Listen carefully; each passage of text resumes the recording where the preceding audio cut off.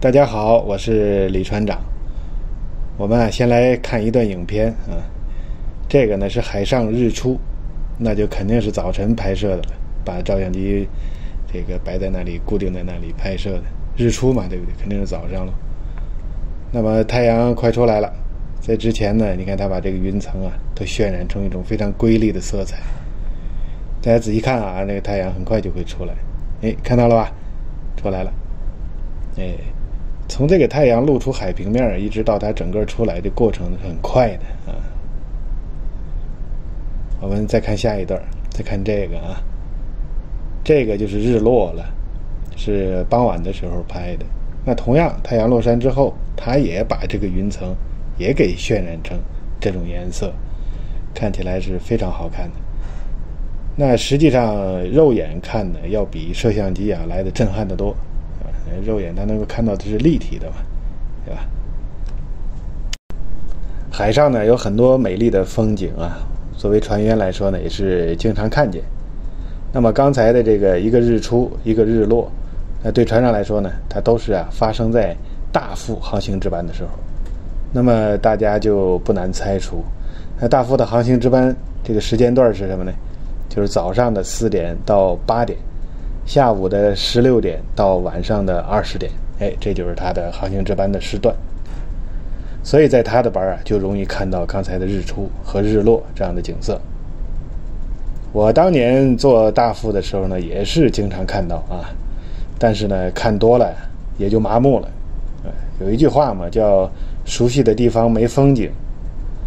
本来呢，我是想在这里播放一段天津5大道风情区的这些照片或者是录影，但是呢，我找了半天啊，又找电脑又找手机，找了半天也没找着。从这个也就是说，从一个侧面说明什么呢？就是说所谓的风情区啊，什么这些景色，在我的眼里边，它已经不是风景了，已经太过于熟识了，甚至于呢就忘记了去拍摄，哎，到了这种程度了，就是这个道理。您比如说吧，我特别爱吃天津的煎饼果子，每天早上呢得来一套的。那这天呢，我就没点外卖，我心里说，咱出去摊一套去，那多根儿啊！哎，这我就来了。哎，那大家看这个啊，这个天津人管它叫果篦儿，哎，然后把这个油条呢就叫果子，所以这个东西呢就叫煎饼果子。我这正拍着了，结果摊煎饼果子大哥发现了，他是怎么说的呢？我们来看一下吧。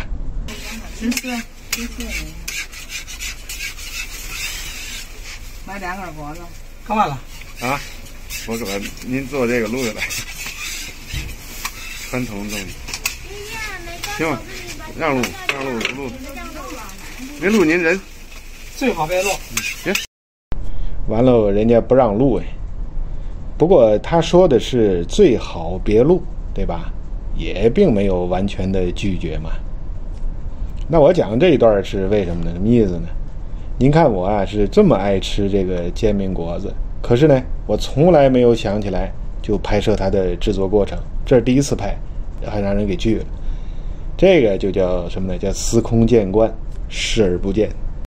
所以说以后我要加强自己对海上美景的敏感度啊，多拍一些素材，然后呢把它放在节目当中，大家一起欣赏，好吧？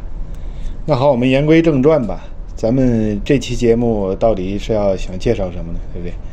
大家已经猜出来了哈，反正肯定不是煎饼果子。哎呀，这说的我都饿了啊！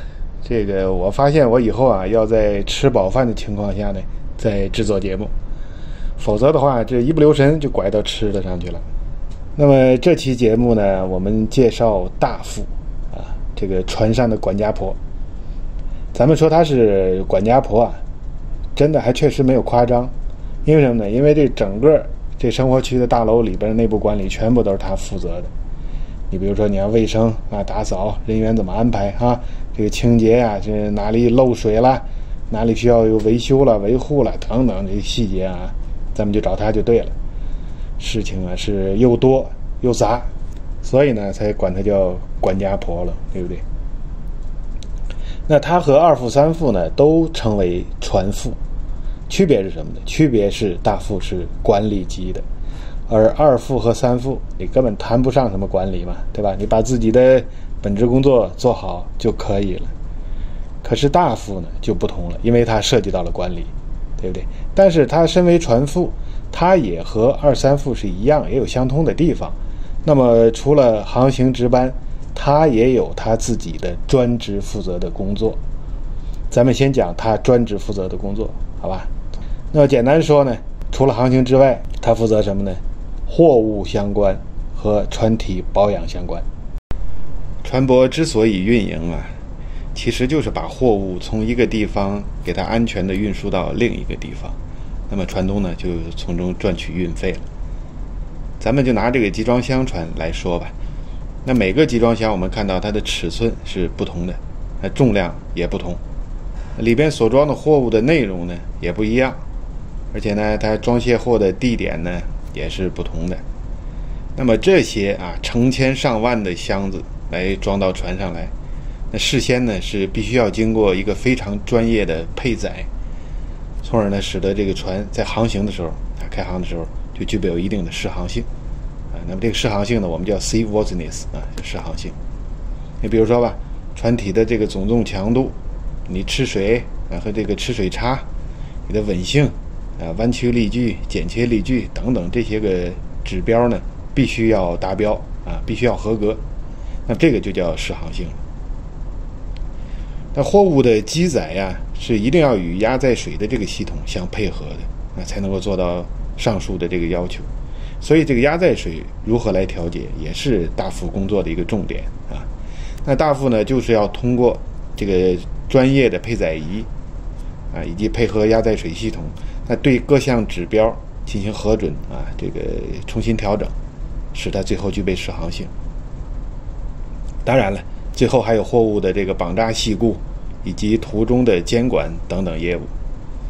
所以说呢，关于大副货物相关这一部分的工作内容呢，它是自成体系的内容十分庞大，专业性也非常强。我想呢以后呢单独咱们开节目再一点一点给大家介绍，好吧？这里呢就不过多的去做赘述了。那有关船体保养这一块呢，那就更多了那这么说吧，除了机舱那剩下的都是大副的负责范围比如船头这个前桅杆双锚、缆机，你往后边走是备用锚主甲板、舱盖、舱口围、货舱这个舷梯、压载舱、淡水舱这些舱还有生活区、驾驶台、螺径甲板、大桅，从前到后从左到右，从上到下，从里到外，哪里都有这个大副矫健的身影。咱也甭说别人了，我做大副的时候也一样整天就是上蹿下跳的。我估计这个任督二脉早已经被打通了，估计都通个菊花了，所以说精力特别充沛，就跟打了鸡血一样。这个大师兄确实不好干所以呢大副他是船长的第一个助手，是进阶船长必须经过的一关。那当船长无法行使他的职责的时候呢，也是由大副来替代的全权指挥。所以可想而知呢，大副这个职务是多么的重要。那由二副提升为大副，由大副提升为船长，这两次都是要经过考试的，并且呢你要度过这个实习期。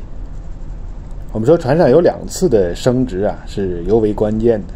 第一个呢就是由实习生升职为三副或者是三管，那另一个呢就是大副或者大管呢提升为船长或者是轮机长，这两次是很关键的。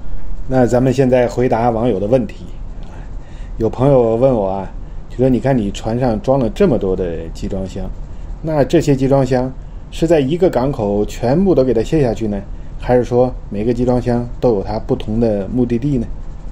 那如果有不同的目的地的话，那会不会乱掉它混在一起，这怎么区分的呀？那就回答这个问题。先回答第一个一般来说呢都是有不同的卸货港的一次性全装全卸的可能性不高。那既然都有不同的卸货港，那会不会乱不会的，因为刚才也说了这个货物的配载呢是经过事先非常专业的一个计算的，而且呢，当大副拿到这个配载中心给他预配的这个数据的时候呢，也会是反复的审核检验啊，所以呢，发生装错、卸错、压货、翻仓这种现象呢，也是极为罕见的。好吧，我们这期呢就跟大家聊到这里，下期再见吧。